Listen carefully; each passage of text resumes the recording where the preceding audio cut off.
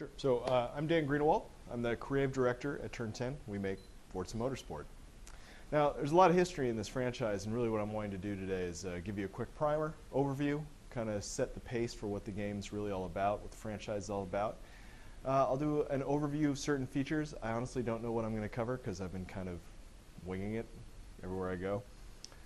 There's a lot of features to cover though, and more than anything I just want to get you guys playing the game because these are final bits. This is a proper preview, so start you off in a career from scratch.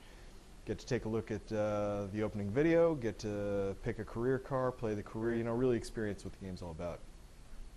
Now, obviously I've been in Forza Motorsport for a long time, so been at Microsoft for a while, and in 2002 there were about 4 of us that got together and pitched this game. And we built the team, built the franchise, built the vision, and have released 4 products, 3rd product on Xbox 360. And since then, we've grown quite a bit. We've learned quite a bit through making mistakes and by really targeting this very ambitious vision.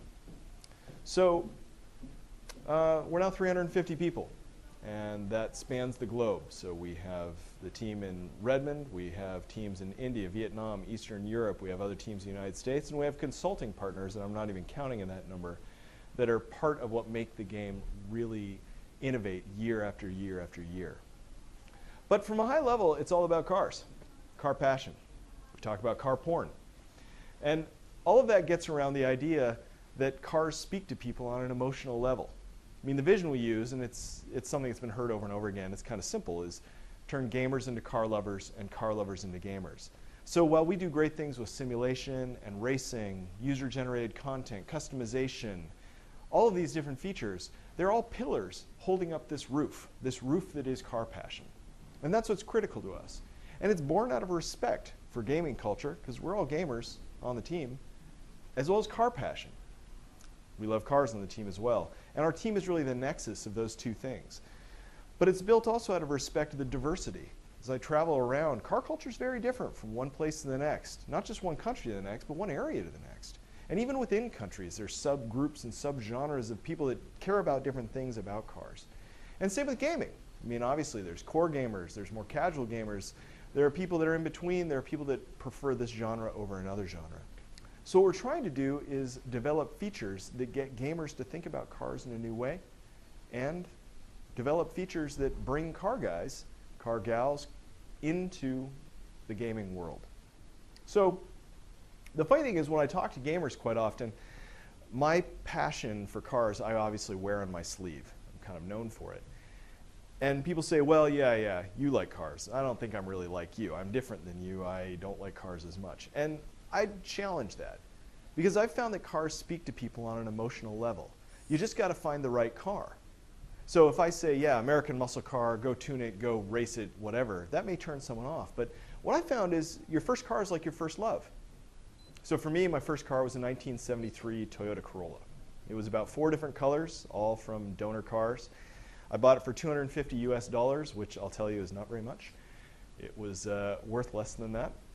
And the passenger seat was broken, so every time someone would sit down in it, they'd look out the window. A dog had chewed through the seat belt on the passenger side. It stuck going into first gear, and it smelled like fish. This is what we call in America a shitbox. And I loved it.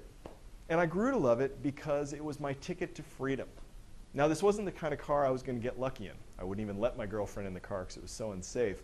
It was loud. It was a horrible car. And yet, again, I grew to love it because I could take it to university. I worked on it. I made it my own.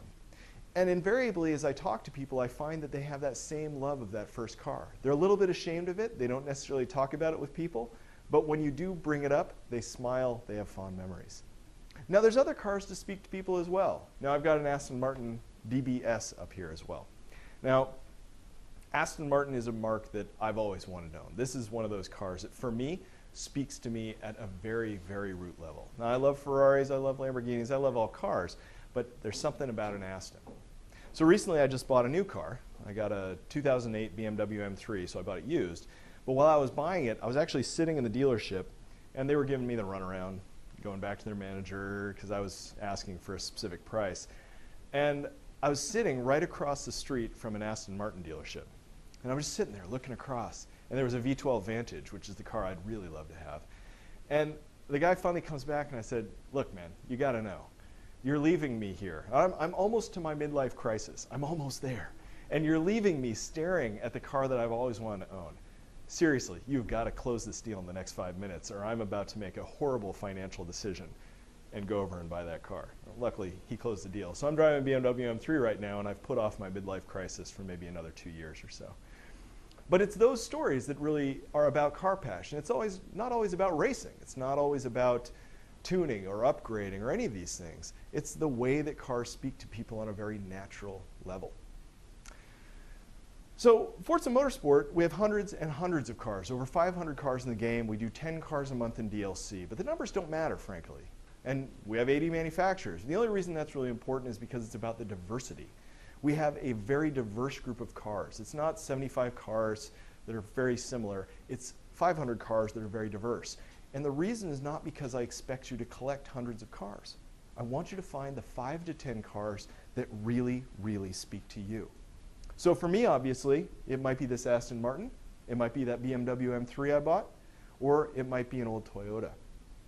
For you, I expect it to be different. But playing how you want doesn't just mean what cars you have. It also has to do with what controllers you use, how you interact with the game, what types of features drive you as a gamer or drive you into car passion. So you can play with a controller. You can play with a wheel. You can play with the wireless speed wheel. Or you can play with Kinect. You can play in multiplayer, you can play in single player, you can play in Autovista. This game is huge. And wherever you go, the goal is that it fits you like a glove. It feels natural. So Kinect is integrated in 4 key ways. We have Kinect head tracking and Kinect voice, which are really made for our core Forza faithful Forza fans. So Kinect voice allows you to navigate our immense UI. We have a lot of user interface, a lot of front end in Forza Motorsport. And by using Kinect voice, you can literally say Xbox, paint car. And it will save your work in tuning. It's going to back you out and down, down, down, take you into the painting area. And that saves you a lot of time, but it's also a way of using Kinect that's not about saying, is it casual, is it core, is it whatever. It's a natural use of what that sensor does in a very cool way for our Forza fans. Now we have Kinect head tracking. Kinect head tracking is another one of those that when you don't think about it, it works amazingly well and it's very natural. People naturally tilt their heads or they look and rotate their heads to the edges of the screens as they're driving. And the sensor picks that up, helps you look into your mirrors or look into the apex and hit your apex, power your way out. Now, what I found is as people think about it, they tend to really move their head around a lot and it's awkward because the way we tuned it was by watching people. We videotaped people playing. Some people rotate their heads, some people lean their heads. I'm a leaner. I didn't know that. Now I know I'm a leaner. And the game just works naturally that way. So after about 15 minutes of playing, you kind of forget that it's on, and then it starts really working. You start checking your mirrors, and you don't even notice you're doing it. You start looking at the apex, and it just works. Now we have Kinect driving.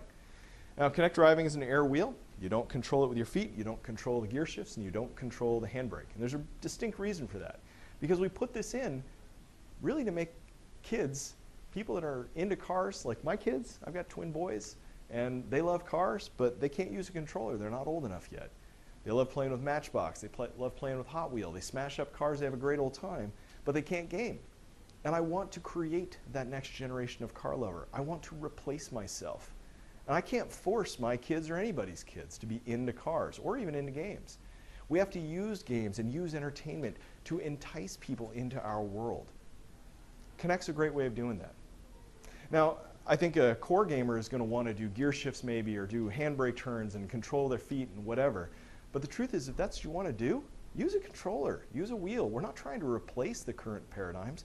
We're augmenting and coming up with new features that really push the genre to new places. And Autovista is actually a perfect example of that.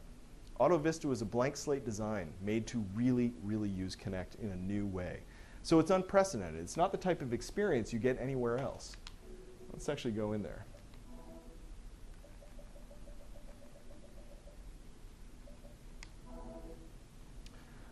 So we're going to take a look at the Morgan. I've been on this press trip for a while, generally doing the Mercedes SLS, but this is the last day of the trip and I'm really tired. So I've been switching cars up and just kind of doing different cars from presentation to presentation. Now, this can be controlled with Kinect or a controller. I'm using a controller so that I'm not standing in your way, but you'll get the picture. So using Kinect, I can lean to my right and move around the car, or lean to my left, move around the car. I can back up. I can even crouch down, get in close, and really check out the details of the car. Now, the cars are highly interactive as well. So using Kinect, I can reach my hand out and open up the door. But the cars open up a lot more than that as well. And by opening up, it's kind of exposing some of the mysteries inside. And that's really what we're trying to do, is choose cars that are extremely rare, extremely interesting. They have history, technology, context, anecdotes about them that will get people thinking about cars in a new way. This is a very rare car. This is the type of car that you might see in London and in parts of the UK, maybe in France, but frankly, if you go to the United States, if you're in Nebraska, you will never see this car in your entire life. So by giving this car, we're trying to get people to think about cars in a new way, and part of that is about going to that power of 10 level of detail, let you to really get inside. So you can move in, check out all the detail around the engine, and no matter where you go on the car, there are points of interest. Some of these are technical, like this one. You just reach out and touch it. The 4.8-litre V8 engine produces 362 horsepower. This helps the car reach 0 to 60 in 4.2 seconds and achieve a top speed in excess of 170 miles per hour. Now, that's great for gearheads. It's something that we might be interested in, very detail-oriented. But we also wanted to make these kind of make people think about cars in a new way, which is about curiosity, about imagination, and also about entertainment. So we entered into a long-term creative partnership with Top Gear out of the UK. Now, Top Gear's integrated in several ways throughout the game. In Autovista, Jeremy Clarkson gives you more of the context surrounding the car. This cross-eyed curiosity is a Morgan Aero Supersports. As with all Morgans, much of the structure is made from wood. And if that sounds laughably old-fashioned, well, it is. It's also still made in the Malvern Hills of England in a factory so caught in the past that when a propeller aircraft passes overhead, half the workforce jumps. Surprisingly, the engine in this car isn't made from mud and leaves. It's actually a BMW V8 that makes a rather modern 368 horsepower, allowing this half-timbered sports car to get from 0 to 60 in 4.5 seconds.